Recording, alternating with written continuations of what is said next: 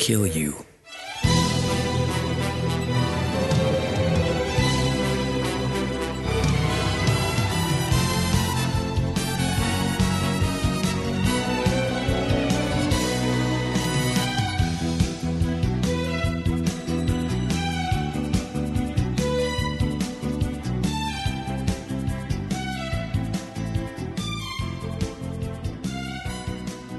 Hey, and welcome back to Zaku Talk. This season, G versus Wing. I am your host, Patrick Skeyhill, and with me this particular season is our very wonderful host, the entirely real Bob Skerry. That's mostly true.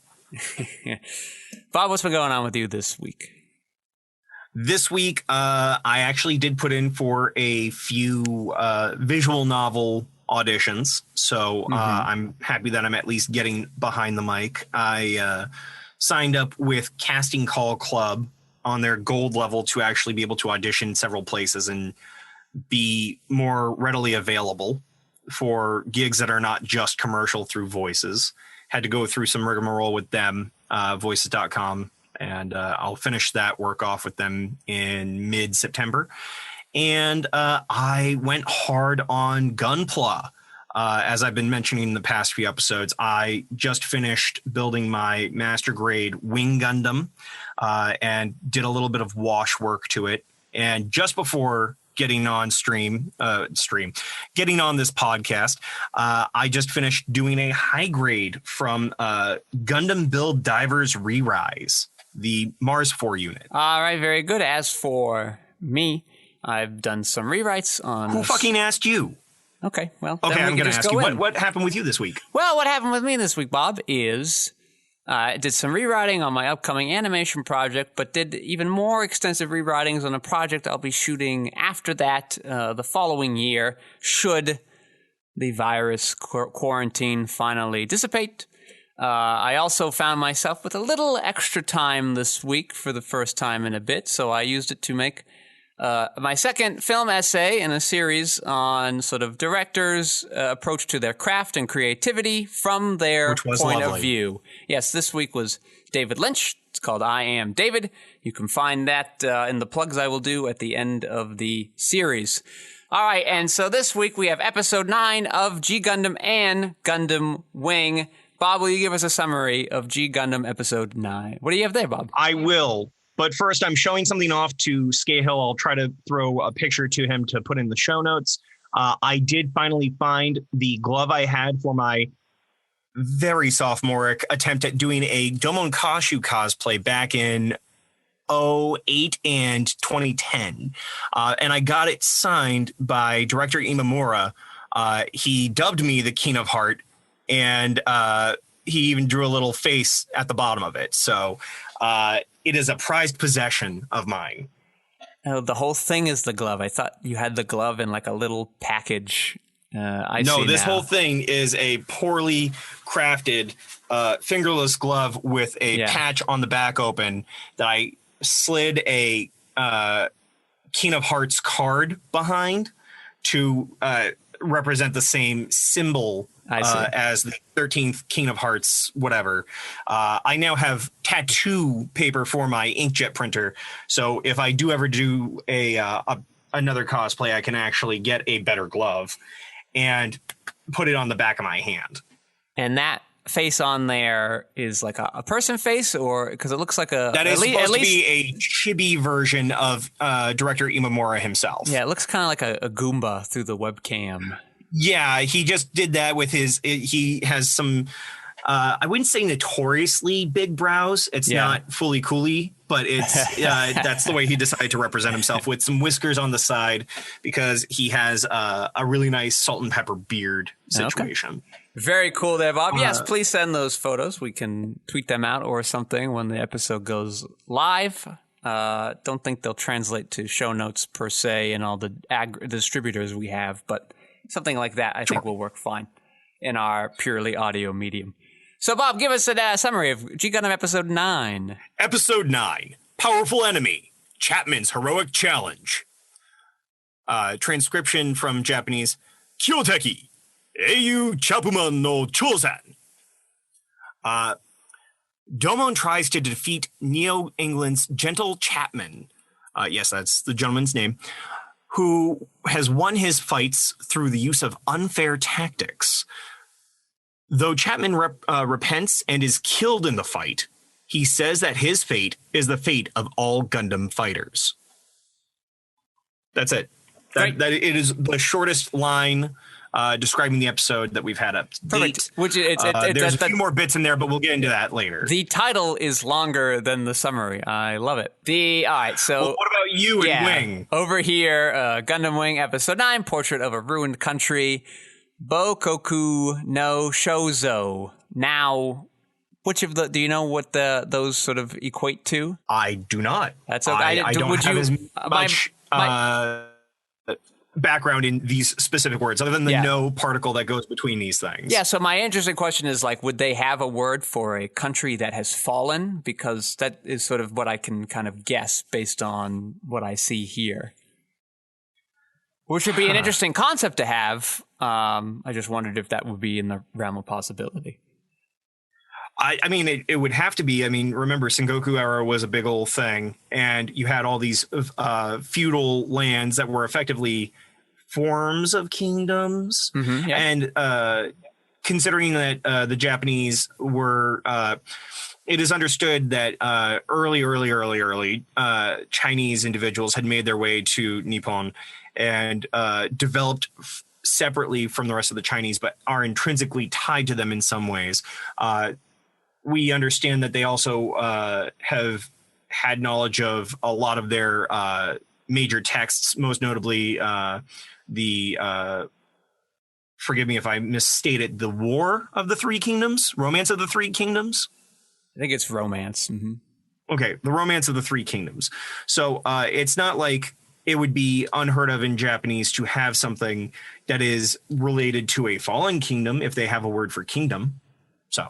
Okay, very interesting. And so the summary here is Zex receives the restored Tall Geese mobile suit and returns to the land of his birth, the Sank Kingdom, in hopes of liberating it from the hands of the Alliance. His subordinate, Otto, dies in the process while piloting the Tall Geese. But the land is restored from Alliance control. The connection between Relina and Zex is finally revealed, which is technically true, but was not a very well-kept secret by this point. Yes. But it is confirmed here. So that's what's going on here. So G Gundam this week, he goes to England. The French guy sort of gets beat up. Here's what I was a little confused of. The dummies he has, does he not know about them? Does he not know them? Does he not know about his wife says a line where, like, or maybe Rain does when she's talking to her, and they're like, he doesn't know that I'm doing this. And so I didn't know what that was referring to specifically. Is she making these dummies and operating them, and he sort of just thinks he's in a one-on-one duel? Is that what's happening? Sort of, yes. Okay. So they imply this during the course of the fight when Manon, the wife's name, is talking with Rain. But as it appears after the fact, it seems that Chapman knew all along, but played dumb for the sake of his wife, who didn't want him to feel like he was past his prime. Mm-hmm. It's supposed to be interesting because we see this as sort of a possible dark future for both Domon and Rain, who have a very similar series of interactions between each other over the course of the series thus far. But what is interesting to me is how Manon didn't seem to think that her husband would figure out over the course of these fights, hey, I'm real lucky that the fog shows up every time I start a Gundam fight. Man, it seems weird that my opponent is just flailing and shooting everywhere and yelling at me about the extra bodies. Yes. I wonder why that's happening. He could have been that out of it. That was how I was sort of okaying it in my head since he seemed to need these but medicines. It's a mental stimulant that he's taking. Yeah, is so that you would the think same? That his thinking process would be further. Exactly, but I guess when we're seeing him battle, a lot of the times he's got this blurred vision, but also it seemed his mind seemed affected at the end of the French fight, which is why the French guy gets to keep going on. Is the term mental stimulant, like, is that the direct Japanese term, or is it translated a little differently, more accurately? I have the DVDs from back in the aughts. Yes. And so I think it was the late aughts, maybe even 2010, 2011. But as far as I understand it, there are some changes to the subtitles so that way it does still mesh with what you're hearing in the Japanese, specifically when you get your English loan words. For example, when you were watching in the dub, you heard that Chapman's Gundam was named Royal Gundam, as opposed to the original name in the Japanese, our third time now that we've had different naming conventions, the John Bull Gundam. Oh, I could see. Yeah, that makes sense that they would change that, as that is a reference most people would no longer get. Yeah. But with that said, it would say the John Bull Gundam in my subtitles, but it does bode the question whether or not other things might still have been changed. I'm going to go on a limb, though, without having a Japanese degree or the ability to at least have conversational Japanese on my belt, that mental stimulant was used here to avoid having to evoke a specific drug. Because there was definitely a lot of PSAs going on, not just in the United States, but around, where they wanted to stop people from going toward drugs, but they didn't want to say what the drugs were. They would either just say plainly steroid or plainly stimulant. So a mental stimulant here makes sense. It doesn't have to say, oh, it's cocaine in a pill. Sure. I actually wished that it were a steroid that he were. I would like to have seen more kind of bodily fatigue to him, or if we were going to go this mental route, some sort of version of PTSD. And maybe that's what they were going for, but it didn't translate very well. And Gundam has a history. There was a line. Gundam has a history of showing sort of people suffering PTSD that are sort of a lot more accurate and conducive to kind of warding away from sort of a fighter lifestyle, an army lifestyle. Manon made a note about how his body had taken several tolls over the course of his fights, but that the gunpowder had sunk in. And even though he's not wielding a literal rifle within the Gundam, we see him using the energy version while he's in the cockpit. I wouldn't be surprised if in his dealings with other more traditional military means, as all of them have to train in that way, he might have gotten like some weird lead poisoning or something, might have been what the implication was. And so he was mad as a hatter. Yeah, sort of thing. It was hard to the gunpowder line for me was hard not to take metaphorically because of, at least in English, how poetically it's kind of expressed, not by the voice actor but by the dialogue itself. Yeah. So I had taken it more as like, it answered my question of like, well, why is he still fighting when clearly he's not capable of it? And that was a fine description there. And that's another reason why I think it might have been more interesting to have it be more of like a physical infirmity, especially in a mobile suit where you have to be at your physical peak. So now his want versus his need is kind of coming in conflict and might be able to show a little more visually. Overall, the idea is nice. I just would have changed some of those things around, especially, and maybe it's because I'm sort of doing this in this other podcast, I'm talking about sort of The Rock and sort of wrestling as a whole, and sort of those people and as a football watcher, kind of people whose bodies just don't work, in their 30s and 40s because of sort of all the beatings that they're taking. So maybe I'm sort of leaning that way because of that, but I think there's a visual component that kind of helps as well. Certainly. I do like how we are slowly but surely getting more and more time with each of these individual friend pilots. and we're not going in the same direct order. We're staggering the order from how they were introduced to us. So it's not just like, oh, hey, it's a Saisaishi week because this is the third week in the line or some bull like that. We are getting to see these individuals develop further as people and not just the fighter of the week. Yeah, and I think that helps because now they're not jumping around willy-nilly. They seem to have bunkered down, and we're like, all right, let's have some logic between how they're moving around.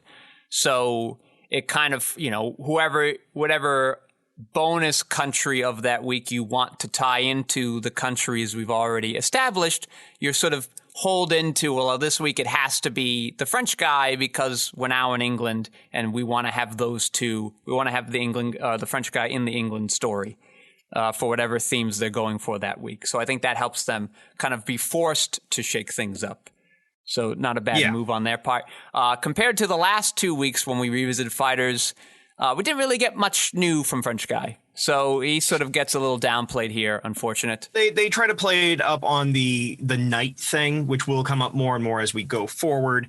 And I think they were trying to go with something along the lines of the fact that he is a fan, for lack of a better term. He idolizes John Bull, Gundam here, Gentle Chapman, because he won for 3 years in a row the Gundam fights, three rounds of it, I should say.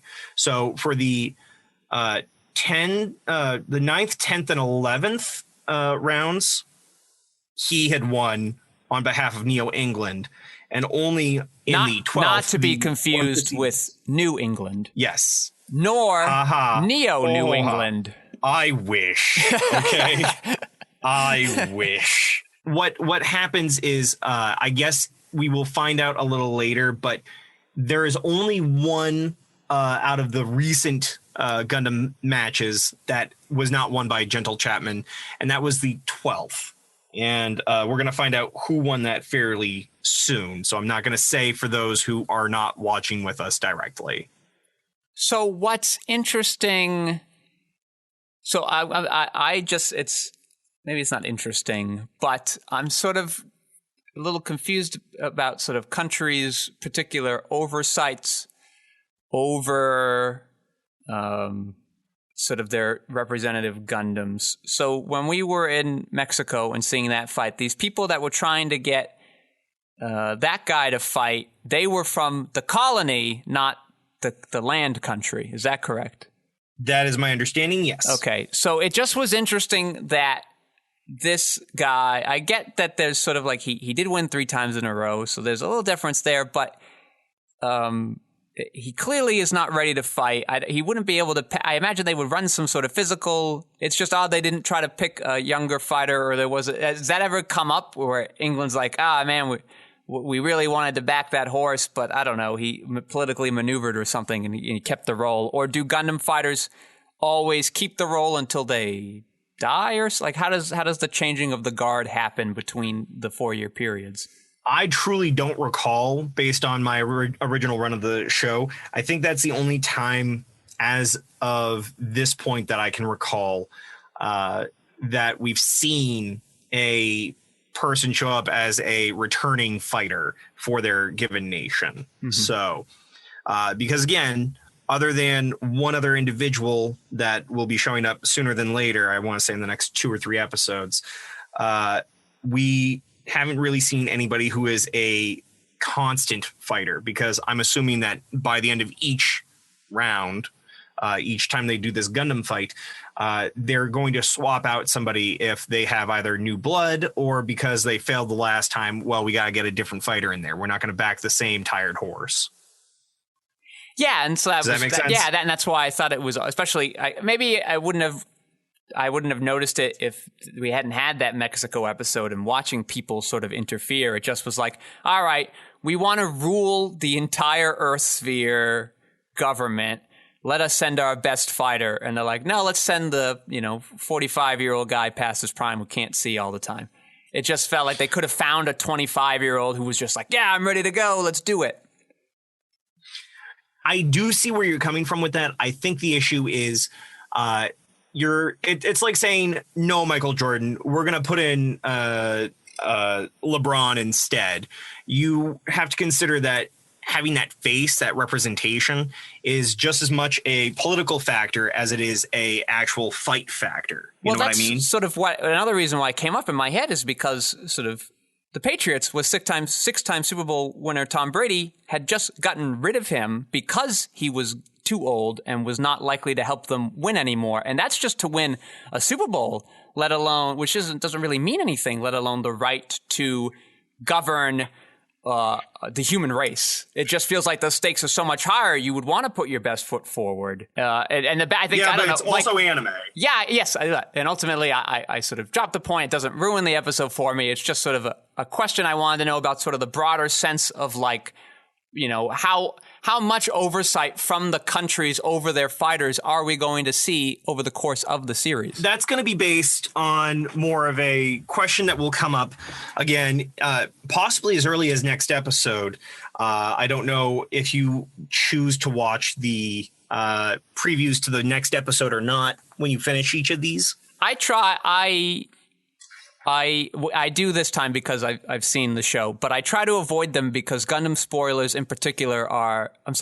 previews in particular are filthy with spoilers. Downright That's fair. Terrible. In Gundam Zeta, like some of them tell you which main character is going to die next episode right in there. There's no trying to build suspense. It's just like, well, don't get your hopes up next week because he's not sticking around long. So yeah. I do my best to avoid them. But for shows I've seen, when I watch them a second time, I go back and watch it to see what they did. And that's how I'm finding, like, you know, the narrator saying different titles than what I'm reading when they have the preview of the episode title come up. But it also is happening at the beginning, too, when Domon says it. So interesting. Yeah. So what I would say to all this then is simply I would not overthink anything with the Gundam match stuff because I was going to bring this up somewhere closer to the way we go. But I feel like because you're asking the question, I want to broach it now. I recently watched a video that came out about 4 months ago as of this taping on the Crunchyroll YouTube channel. Yeah. And it's the entire Gundam timeline, the mass amount of the multiverse up to this point. And they made a good point about the difference of all these other Gundam shows, which are understood to be real robot series. Correct. And why that was so different and so refreshing compared to the robot shows that were releasing at the time, which have been now called Super Robo. Yeah. And the only time that we've really seen a Super Robo in Gundam is, in fact, G Gundam. Yes. G Gundam pulls a lot from the same material that you would get from Guy King, Mazinger Z, etc. So I think it's also interesting that we chose these two to start off Zaku Talk because they went from this 15th anniversary attempt at trying to step away from the formula, and it got a ho-hum review over there. I found out that about an average of 4.02% was the average viewer rate at the time in the greater Tokyo area. That's a deep dive on those stats. I love it. Yeah, well, I mean, thankfully, it was presented to me by the people at the Crunchyroll YouTube channel. So if you want to watch that after hearing this, I highly recommend it. Very cool. But very specifically, apparently after G Gundam got finished, they decided to continue doing the 5 Robo thing as they went into Gundam Wing. Yes. So without G Gundam doing what it did, we wouldn't necessarily have had our 5 favorite Bishi boy band that is Gundam Wing. Yeah, and what's interesting, you know, it is true, the G Gundam sort of does lean into that Super Robo stuff more. What is also interesting is that as the non-G Gundam series went on, sort of some of the realism of the realistic Robo series kind of faded away. The clunkiness of these suits kind of operating in space and under gravity kind of disappears in favor of kind of heightened, cool action stuff. Some of the mechanical stuff and doesn't happen as much. And so I once read an interview of the guy from Big O, and when they were designing their robots, they were like, we wanted to go for a more grounded thing than something like Gundam, where robots are kind of jumping around all over the place. We wanted you to feel the weight of these robots. So even Which Gundam is even Wing, funnier. Yeah. Sorry, not to have interrupted you, but it's funnier because Big O is especially inspired by Giant Robo series of the years past, which may not be Super Robo, but based on very well-known Super Robo like Tetsujin 28 Go. Yes, it feels like the director and the writer had very different ideas of what type of robot show they had, and somehow a very good show came out of that conflict. And even in the score, you can hear a lot of those sort of old 70s Super Robo, even some nods to Godzilla directly are kind of in that musical score. I was going to look up and continue the conversation, but my mind went blank because I didn't get proper sleep. I got a number of hours that's good, but I am woo, as they say. That's no good, Bob. Why were you up so late? I was building this. Oh, okay. Well, I feel less bad then. Yeah. Well, I also, okay. I was watching that timeline video that I just mentioned. So it's not like I was doing nothing. I was trying to do research. Well, listen, I'm not saying that you did nothing per se. I was just like, oh no, did the cats keep him up, or did he just have trouble sleeping? Did he have like sort of these thoughts running through his head he couldn't get out? She was like, nah, Bob was just sort of having fun. And I go, oh, I don't feel bad anymore. I don't feel bad anymore. It's too much to talk about while we're still talking about the episodes. That sounds fine to me. Were there any other takes that you had on this G Gundam episode before we move over to Wing? Yeah, I was sort of surprised when you were sort of giving off your summary. I didn't realize that he died at the end. I'm willing to say it's up to interpretation unless they confirm it later on in the series that he did in fact die. Okay. As part of like a recap thing. Yeah. But I mean, the way that he had his little in the arms monologue, I can see how it is a death, but at the same time, it seemed muted compared to everything else. You'd think that Manon would have been more inclined to be crying over the body, but she seems like a stoic individual in regards to being there for her husband. So it can really go both ways. Yeah, and I think that sort of added to some of the confusion, because here's sort of how the thought process went with me, is that he's there, he has this thing, she says, look closely, this is the fate of warriors, and I go, so the fate of warriors looks like dementia to me, and that seems like an odd thing to equate fighting with. And that was when I had the thought, like, well, maybe if it had been a physical thing, it would have been more interesting, as they look like we know they train their bodies hard, they're sort of comfortable in their bodies, and to see that thing betray them at the end of their life would be an interesting look. But then I thought to go to the PSD if they wanted to keep the mental stimulants thing. So if they had sort of made it clearer that he had died, I wonder if I would have even bothered with that train of thought, or that would have been enough for me to feel like, yeah, I get what they want to do here. I do like the idea of them possibly having done something that was not just, the life of a warrior is death, but that's what I was going to be pulling up. Heckin, the director's full name, Imamura. I want to say that's the one I'm looking for, G Gundam.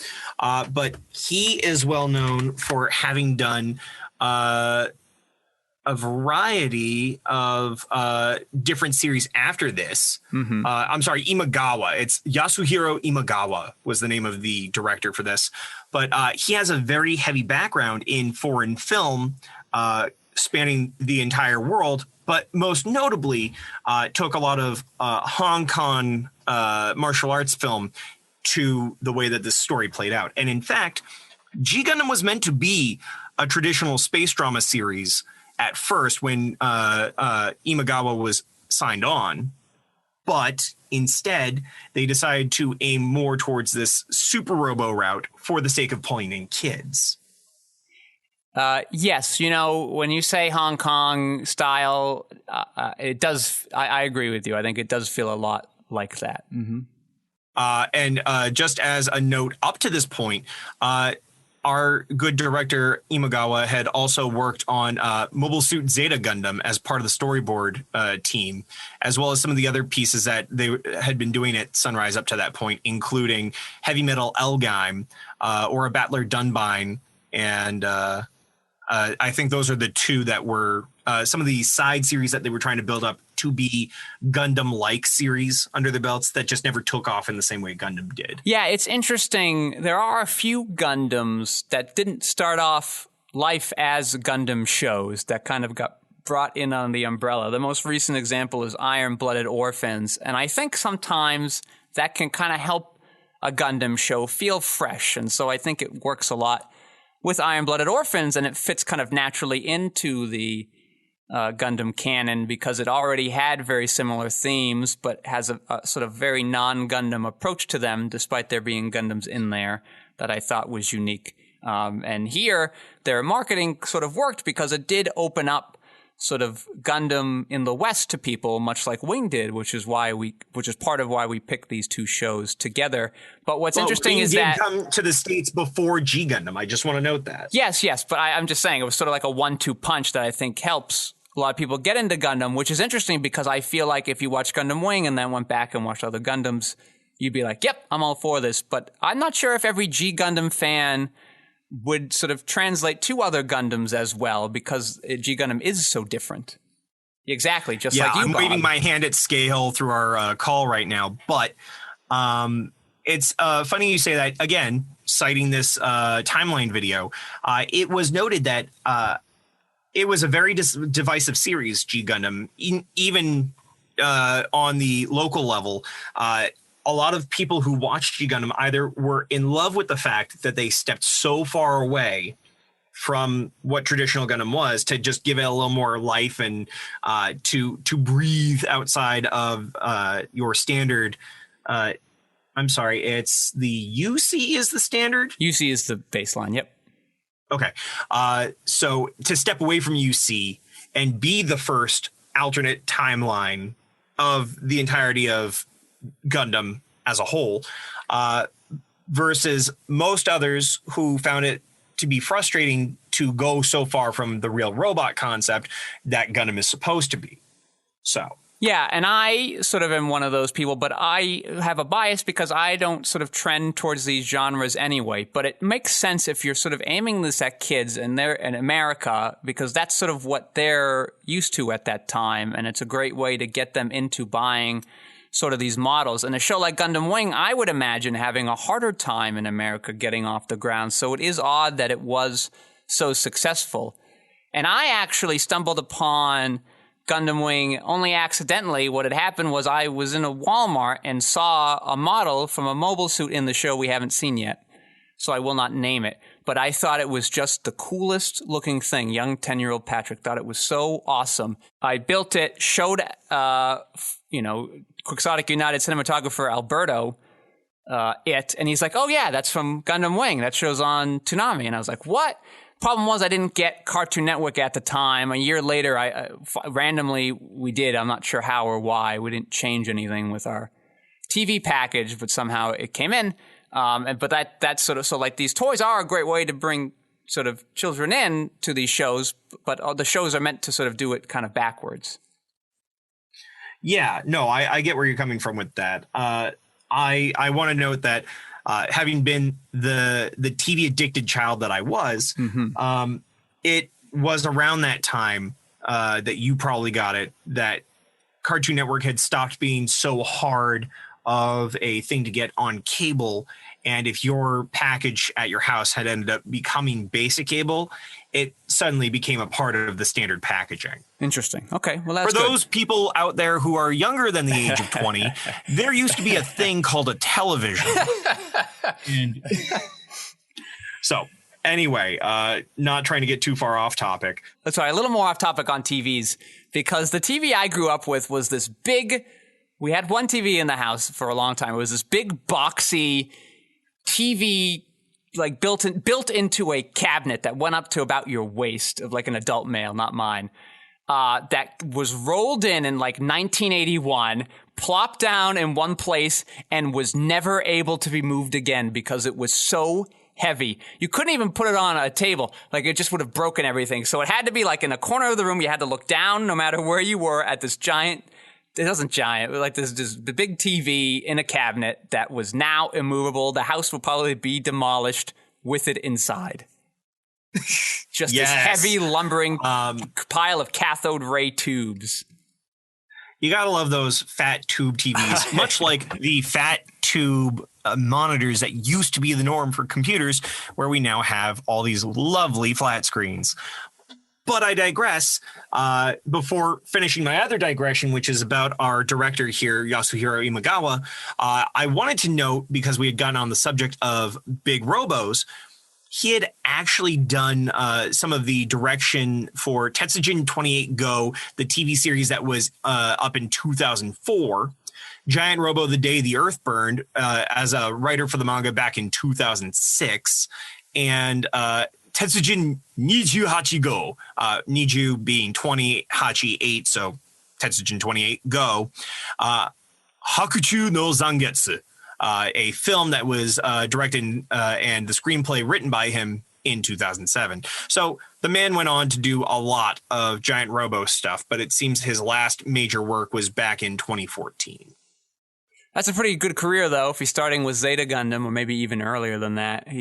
No, his first piece was Bremen 4, Jikoku no Naka no Tenshitachi. It was a TV special in 1981. After that was Yato Detaman, which is based off of the Yataman series. Yeah, 33 years feels pretty good. I'd feel pretty lucky if I got 33 years in the biz. Yeah, absolutely. So sorry, I just had to gush over Imagawa-san. He is a wonderful director. As we continue through G Gundam, he does a great job of creating this story that you care about.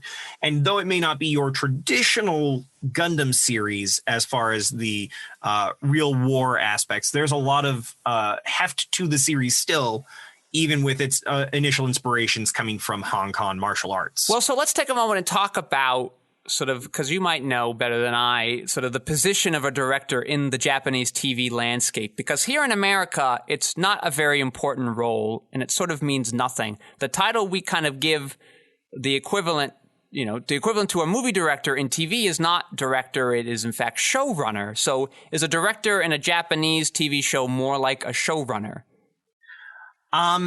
So first, taking the fact that because it's animation, it is going to lean closer to the film terminology. I am going to say that as the director of an animated series, it's going to be similar to both that term showrunner and the film director. It's just that the way in which the story is being depicted in these pictures is going to be directed by how Imagawa wanted to see the scenes take place. He's going to influence his artists and his storyboard and everybody else to try and get these scenes to come out as visually close to what he would have wanted if we were to do it as a live action film piece, while still maintaining the style of anime or standardized animation at the time. Sure, and so that makes sense. That sounds like what a director does even in American TV. But is he also then kind of writing the script as well? I believe he does take part in the writing process. I'm just going to pull up that thing one more time here. My wiki page that I just had up, where he is an anime director and screenwriter. It says here that for G Gundam, he played solely as director. But to be perfectly honest, this is my understanding, and it is not definitive. It's not like I wrote a book on the guy yet.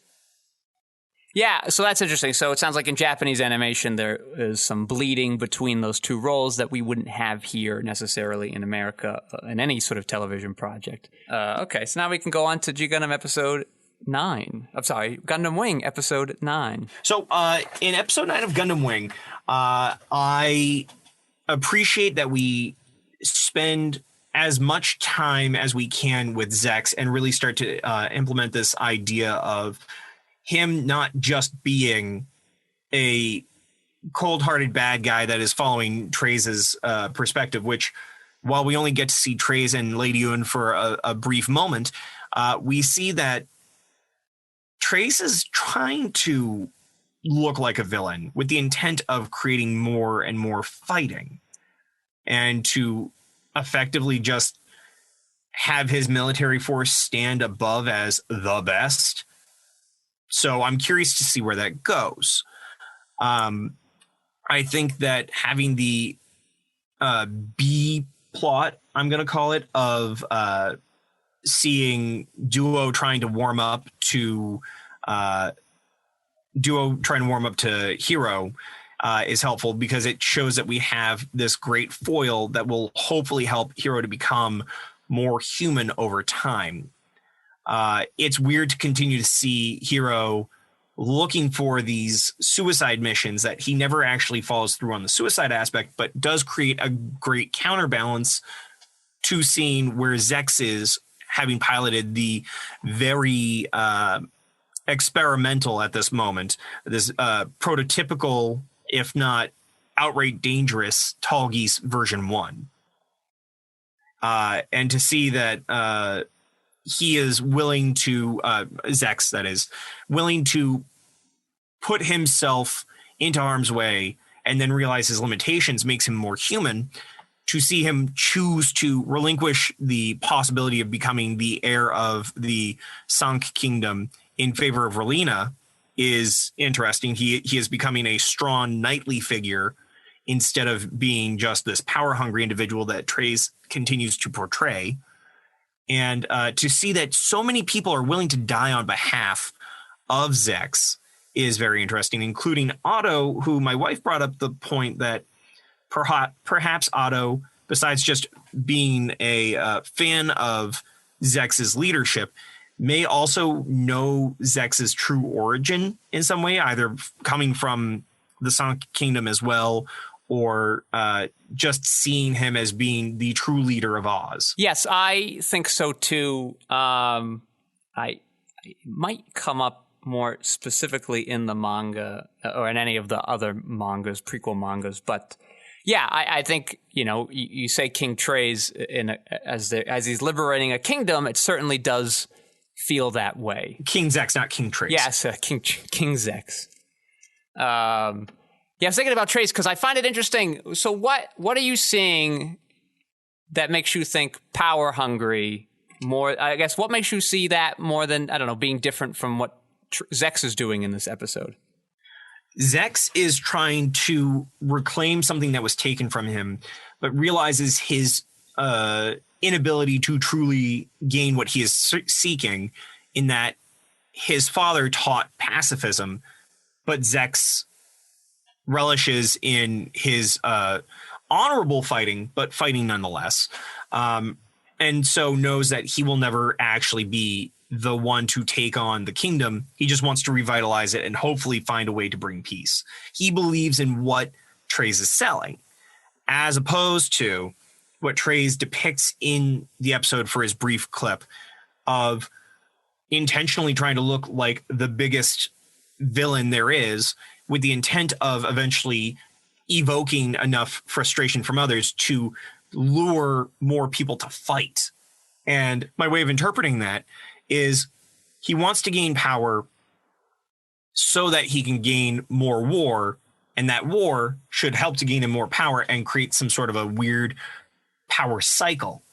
But that's interpretive from someone who has not seen the series up to this point. Sure, and I'm just wondering how that theory plays when he says something, when he's waiting to see what the Alliance does and then says, oh no, history's moving in the wrong direction. Treize says history is moving in the wrong direction when it's going toward peace. He wants war, and I personally do not know what that is going to mean for the show as we press forward. We're getting all these little pieces of information, and I'm sure, based on your love of the series and the greater populace who have watched this anime, there are reasons why they love it. I'm trying to understand, before they get to the gift wrapping of the series and having us understand Treize's perspective, why he is trying to create war, why he is trying to take on the antagonistic role to incite more violence. Yeah, and what I find interesting in these two episodes, the one last week and this one, is, you know, people generally respond to Zex's sort of honorable sort of warrior mentality more positively, but we just saw Trey's do a very similar honorable duel kind of thing, and nobody sort of kind of does much with it at this point in the show. So, and people still think, well, bad guy, Zex growing on me. So, and you had a similar reaction, so I wanted to kind of ask your thoughts to compare. What is it? The difference is when Zex does it, he does so without trying to maintain the proverbial mask that Trey's seems to put on. Trey's wants to look like this aristocratic villain, but in fact is more inclined to be, I guess, an honorable hunter more than an honorable warrior. He does his honorable fight with Wu Fei, but the only one who's seen, at least so far per the show, the only one to know about this is Lady Un, who is his closest confidant. We don't understand the warriors underneath Trey's to see him in that light, at least per the way the show depicts, versus what the various people who have worked with and under Zex sees in his philosophy every time he works with them. He speaks with them not as subordinates so much as comrades. And there is, I don't know if I've mentioned it on the podcast or not before, but there is this wonderful motivational poster that I remember seeing back in college. You have these people pulling a large rock of some kind, and you have two visuals. Above it is a boss. The boss is sitting on top of the heavy rock as everybody else pulls, versus a leader who is ahead of the others and is pulling that weight with the rest of them. The difference is, with a boss, you have to work under them due to whatever your reasoning is, pay, subservience, what have you, versus a leader. A leader inspires you to try as hard as them, and you want to be of use to that person. You find their philosophy and their being worth following. There's sort of something interesting going on, sort of your thought of Zex being a leader, where, you know, Noin in her first episode talks about sort of battles, you know, planning for human casualties are the results of mistakes or incompetence on the part. And so with Otto dying for the sake of this mission, how does that then color Zex's sort of leadership capabilities? So Zex's leadership capabilities here are not one of his will so much as his inspiration. He inspired Otto to want to fight on his behalf because he already knew he was in pain and on the verge of dying. And rather than allow the person that he admires and respects to possibly put himself in harm's way again, he's a great leader and he wants to see him flourish and lead the rest of humanity, he is willing to put his life on the line, knowing he's going to die because of his interpretation that the tall geese is made for suicide missions. So I'm going to die, but I'm going to complete a mission and allow for the progression of the person that I admire, which is Zax. Yes, and, you know, even if we don't take into account that he might be a Sank Kingdom resident and wants to restore sort of the power structure he respects and the autonomy of his country, we find this honorable. But now let's say we didn't like the country. Would we view this as fanaticism? Would this be akin to somebody willing to die because they believe in Mussolini's ideal of a restored Rome? I believe that if we did not have the knowledge that this was a pacifist country, we're going to use this as our base. If we did not know that this was a country based on pacifism, then yeah, of course, there is a level of fanaticism here because nobody is willing to believe that to die for a cause that is not universally accepted is worth dying over. The idea of pacifism may be one worth dying for because we want to have this unattainable realm of true peace, and that is just in human nature. Humans are so willful as individuals that there is no way to have true peace without being willing to remove the self. Not to get too philosophical and start blurring these lines here, but I believe that without having that understanding that this is towards a goal of pacifism among people, that nobody would in their right mind view a person willing to die on behalf of somebody else in a war would be worth admiring, but instead be worth fearing. Is pacifism a noble goal worth dying for if the last time your country had pacifistic notions, it was conquered? I would say there will always be an individual looking to gain something from what they perceive to be weakness. And so in order to be willing to come back to that state of pacifism, one must be willing to remove the means for continued violence. Now, lastly, is pacifism that you fight for fertile ground to foster that pacifism? That is the point of what made Zex so intriguing in this episode. Zex realizes that in order for pacifism to take place, he cannot be the person who leads them to a kingdom known for its pacifism.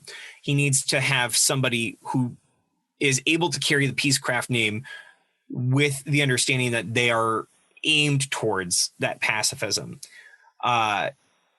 If it were him already having this moniker of Zex, a well-known military officer and leader of several very violent attacks, nobody would take it sincerely and the dream would die. So he maintains his masked persona of Zex in order to ensure that this pacifistic dream, this dream of pacifism rather, is able to take place, has an opportunity. Relina doing it means there's an opportunity, especially since her adoptive father was in the mind of trying to make this series of alliance pacifist leaders be able to aim towards that point in time. That's my understanding.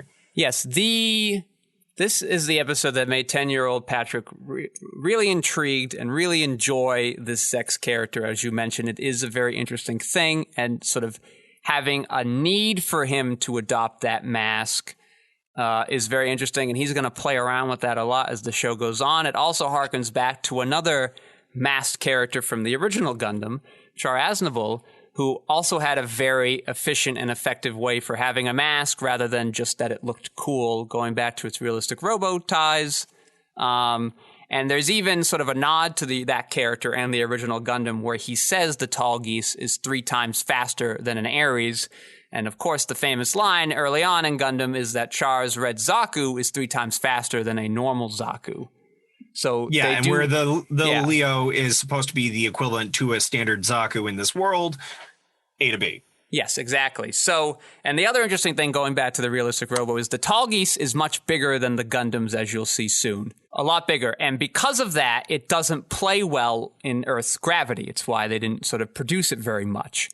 It's just too big and bulky and it can't move very fast. So they attach those giant vernier things on the back to be able to move it, but it has to create so much G-force to push it. It takes a very strong toll on the pilot. It kills Otto, and it gives Zex an actual heart attack. So, is that how they say it in the dub? Yeah. Okay, because they don't say it explicitly like that in the sub. They do say that it has effects to his nervous system or his one of his systems, but they don't go outright and say it's a heart that's attack. Interesting. Yeah, when they go out to chase Otto to stop him from doing his kamikaze, Zex like gets out of the bed and no one's like, no, what? You just had a heart attack. Are you crazy? And this, speaking of dub, this would be an interesting point. If you listen to Zex's voice actor here versus what that actor was doing in episode 1 in English, you will notice very stark differences in how he approached the character. Really? Yes. It's sort of very interesting. And he gets sort of a lot of the voice acting here is very good. I actually really like Catherine's, the circus woman's voice actor here. And she's not really doing much. And that's kind of what I like. There's sort of an effortless believability to it that I often don't notice in English dubs. It's not enough to ruin the experience for me, but like this person sort of kind of nailed something, and I would cast them like in a live action thing because they just sort of have that felicity. So it's funny you say that because I will say from a voice actor's perspective now that a lot of the work is asking for believability and realism that used to be a non-concept. You did not aim for reality. You aimed for characterization, almost to the point of being a caricature. Yes. Mm-hmm. So to now see that most jobs want you to avoid affect, to avoid acting in air quotes, and to genuinely be the individual that you're presenting, it's refreshing, but I'm worried that within the next decade, it's going to be seen as almost as artificial. And I wonder what that will do to the rest of people who consume media. Are they going to look at reality as being of a fictional take? Well, I would sort of blame sort of the screen saturation that we do more than sort of an acting style. But I think sort of going towards this naturalistic approach feels like a logical step for the animation dubbing community to evolve because, one, I think the animation's getting a lot better, so you can kind of hide sort of more physical things in your animation to kind of hint at things. But two, I wonder if because, we're realizing sort of as a media community that cartoons don't have to be for children, if you can take more liberties with sort of not having to have characterized voice acting. Well, when you say not having to have characters voice acting, do you mean that it's allowed to be a more nuanced performance? Yeah, like you don't have to be like, I'm the bad guy, oh, ha, ha, because your audience skews more than just 5 and 6, like people, their parents want to watch it. Cartoons are even now very often made just for adults. So yeah, that's what I'm saying. Just some last things I like to bring up before we move on to the way we go and discuss is sort of the differences in the manga. Okay. Last episode, Zex went after the guy that sort of led the attack on his kingdom to capture it. He now goes to the Sank Kingdom to take that back. In the manga, it's all one scene. It's sort of, he kills that guy, now they have the Sank Kingdom.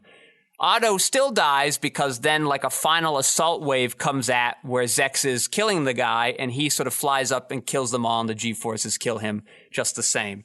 But this is all happening at the same time that the attack at New Edwards, where Hero kills all the pacifist members of the Alliance, it happens. Those happen concurrently, along with Relina being there at New Edwards and her father being there. And when Hero does the attack on the base, he destroys a building, and that's what kills her father. So when Relina comes and finds him at the school, like she does in this episode, she comes to him and is just like, Hero, you killed my father. And he's like, yeah, it was an accident. She goes, you said you wanted to kill me. Why did you have to bring him into this? And then Duro gives them each a pistol and has them sort of do a duel. And Relina realizes she's not able to shoot him. She doesn't want to. She doesn't want to be a murderer. And Hero doesn't shoot her, and he says, if you come near me again, I'll kill you. Until then, so just stay away from me forever.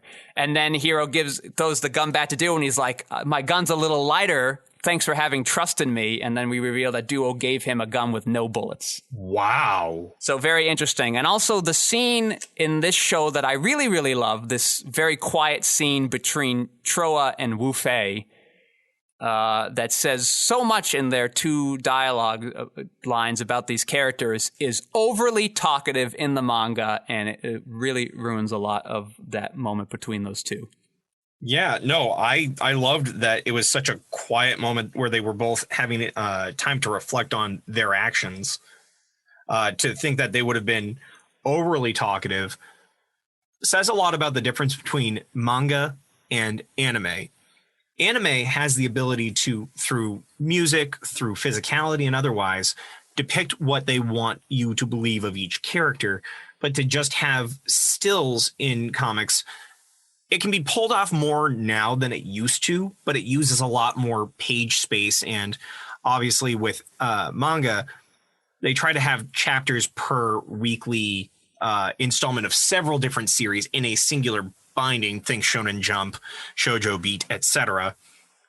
But in America, you have to know that you are making a big moment if you're going to be willing to use several panels of stills showing extreme close-ups and otherwise, and then maybe having a full page still with no dialogue. That's, you have to be willing to commit to that moment being important to your story. Yes, I think visual media has even more than the things you described, though they are important. I think the thing that makes visual media, the tool that it can take advantage of so well, is time. And, there are sort of structural, things that would affect a manga's release. So the Gundam Wing manga was released in Gundam the Gundam magazine every week. You want it so you have sort of the number of pages you're allowed to do. They want to get, that scene actually spends a lot of time getting information set up for what's going to happen next, but also sort of shoves in a lot of backstory stuff for Troa that we don't really need. Especially for the series, because a lot of it's not going to come up until the movie anyway. So I like that it can do that. And sort of manga, and I don't appreciate many manga. It's a hard, comics and things like that in general is sort of a hard medium for me to kind of grasp for some reason. But the manga, really? I don't know why. The manga rewrite, so to speak, of the original Gundam that came out a few years back, and, the Goodnight Poon Poon I brought up in the Nerd Corner a few weeks ago, both of those do a really good job of utilizing their equivalent of time really well. And because they weren't published in magazines for the bulk of their print run, had the advantage of being able to take those risks. It also helps that both of them are sort of very accomplished manga artists who've been doing it for many, many decades, and trying new ways to do it. So just some things I brought up. Are you ready to go to the way we go, Bob? I certainly am. So this was sort of interesting. This week I had watched an episode of The Simpsons, and they often will use classical pieces, sort of they often will use classical pieces in the background of certain scenes. This one, Bart sort of was dreaming of going to Utah, of all places. And sort of this melody came up, and I'm like, I know that one. And this one I had the hardest time placing. And then I eventually figured it out somewhere in my subconscious and looked it up. And it's the Polovskian Dances from a very underrated Russian composer. It's from an opera that he didn't get to finish before he died. Very good song. I've been listening to it all week, trying to find sort of a downloadable, buyable version of it. And what I now remember from classical music is that there are so many ways to sort of play with the tempo, depending on what the conductor wants. The sort of the organization and skill level and makeup of the band can affect a lot of performances. Some recordings had sort of the opera singers involved and some didn't. And so I found one video that I really, really liked, but that was just sort of this one performance. It was never recorded, so it was unfortunate. I have to find a way to kind of get that version because I think it's the best I've heard. But like this made me think of sort of the voice acting as I was watching the show and sort of what the work of a dub artist has to do. You as a dub artist, Bob, would you strive more for recreating what the original person has done with the character, or do you want to find your connection to that character and bring that to it? What is your goal, and what do you think the professional goal is, and what should be the goal of that performer, and what should be the real goal of that performer? So, first thing to note, I am not a dub artist. I have yet to get a dub job. To be clear, I think I mentioned it a few weeks back, maybe around the same time of the pun thing that you were speaking about. A dub artist has a very difficult job. You have to not only be able to act, just in general, you have to be able to act. Yes. And to be clear for voiceover hopefuls out there, if you are not putting your arms up in the air to keep your energy up, and if you are not moving your hands, especially if you're playing a frenetic character, you are doing a bad job, and you can hear it. For your sake and others, make sure you're keeping your arms up in some way and that you are using energy. You are still acting. That doesn't mean put it all in your throat. That means put it through your body. Secondly, not only do you have to be able to act, you need to be able to watch a screen, be ready to hear the beeps, because there are these beep, beep that you have to be ready for, and be able to say your line and say it within a very set amount of time. If you don't, it is very hard to find a way to have it still match the lip flaps. In American animation, more often than not, you are recording first, and then the animation is being done to meet your speed. In dubbing, because that animation has already been made for the Japanese voice actors, you now have to match the lip flaps that the artists had made.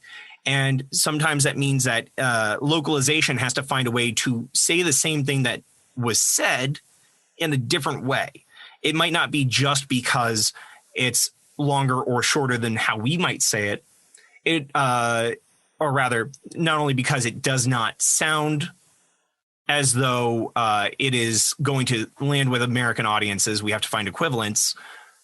But you also have to be ready for the fact that they can take an entire sentence and chop it down to a single word or two. Or the reverse, it might be easier for you to say it in 2 words than the whole length that they give you. And so you have to find filler words to help pad out that timing. So you have to deal with all of that. And then on top of all that, you have to find a healthy balance between getting the intent across that was done by the original seiyuu, Japanese for voice actor, and also be able to put your spin on it where possible. You are still working under a director, a vocal director, but they're aiding your guidance in your acting. So there's a lot behind the dub aspect. So when you asked what I would do, I would prefer to take little hints of my own interpretation and throw it in there. But yeah, you're trying to preserve what made that work so well in their native land. In this case, Japan. It'd be the same if you were trying to dub a French film or whatever. And then you're still trying to carry around their intent with maybe a hint of you. Does that make sense? That makes sense to me. I hope it makes sense to our audience. It sounds like you gave them a lot of great advice for getting started out. So thank you for that. What came to your mind this week, Babo? I think what came to my mind this week with both of these, in terms of G Gundam, it was good to see them treating something that was only starting to be a problem in sporting at the time, which was dosing. Yes. To take some sort of stimulant to give you an advantage in a sporting thing. It was unheard of, and for some people considered still more of a rumor than an actual problem in sports. So to see that in Gentle Chapman was interesting, and it wasn't played up in the same way that we were doing it in America with a very special episode. But I did appreciate this idea of a warning of things to come. We are seeing what happens to someone who does maintain their position in the Gundam fight, whether it's because they're a warrior or looking for maintaining the semblance of being a hero, whatever. Whether or not it's a Gundam series, this is what a warrior has to look forward to. They will continue to age. Younger people will continue to try and best them. And you have to be prepared to survive by whatever means. In this case, it was, with giant robots, but if you pulled it back to a Kurosawa-style film or the like, that would be as though somebody had set up puppets and dummies around the area for people to think it was Chapman, and people using smoke bombs or the like. It's no different.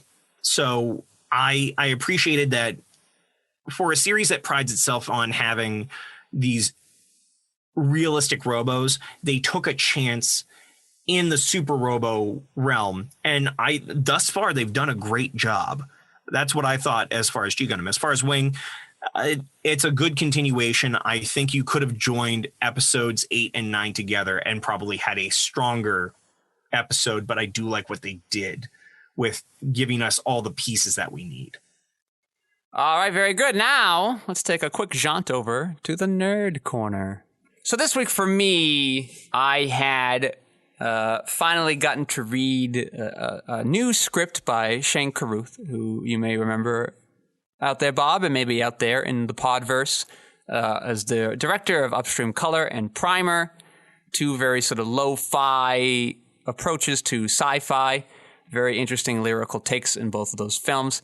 In 2015, a year after Upstream Color, he had written a script called A Modern Ocean, which is about shipping lanes of all things, the routes that boats take to ship goods around the world. But it's a very interesting approach. It's got, he seems to be trying to move a little more mainstream. His lyrical style is still there, but there's there's a sort of an action third act with sort of these different shipping routes kind of trying to take shipping vessels trying to take revenge on each other, but mostly it's just about these people trying to forge a new path and sort of the difficulties. You really learn a lot of the minutia about what it takes to ship things around the world, and a little bit of what kind of costs that has to the people who do it. The script is massively long. It's 180 pages. It probably would have been a 3-hour movie, but would have been very interesting to see. Nonetheless, he has put it out online for us to read because he's under the very firm impression that probably it will never get made, which makes sense. It's a very dense type of film. Its audience will be small, but probably it would need a somewhat sizable budget, much more than he has done in the past, where Upstream Color was done for $50,000. This film, are you kidding? I kid you not, Bob. This film would not be possible without at least $30 to $40 million, and it's too big of a risk to take. I get why they wouldn't do it. So he was nice. He put it out for everybody to read. I've put the link in the show notes. Very good script if you have the time to kind of get through it. All right. What do you got this week, Bob? This week, what do I have?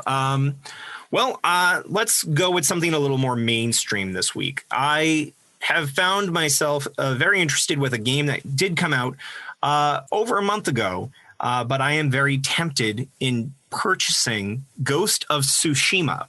What is that? Where we've been talking a lot about film recently. I had shown interest when it was initially being announced about a year or two ago. Ghost of Tsushima is a open world RPG adventure that takes place during an attack by the Mongols in Japan, and you follow an individual who has to choose between being honorable in their fight and also seeking revenge. And you come across several different characters during the course of their story that are flawed individuals, so it's not just a morally black and white situation. The combat is great. The visuals are stunning. And there is little to no lift of the heft of the story other than standing in certain places to really take in the visual scenery to help bring peace to you as you press forward in your story, which, by the way, can be destroyed, and you will find that some of the most beautiful landscapes that you see in this are going to be set ablaze or completely ruined.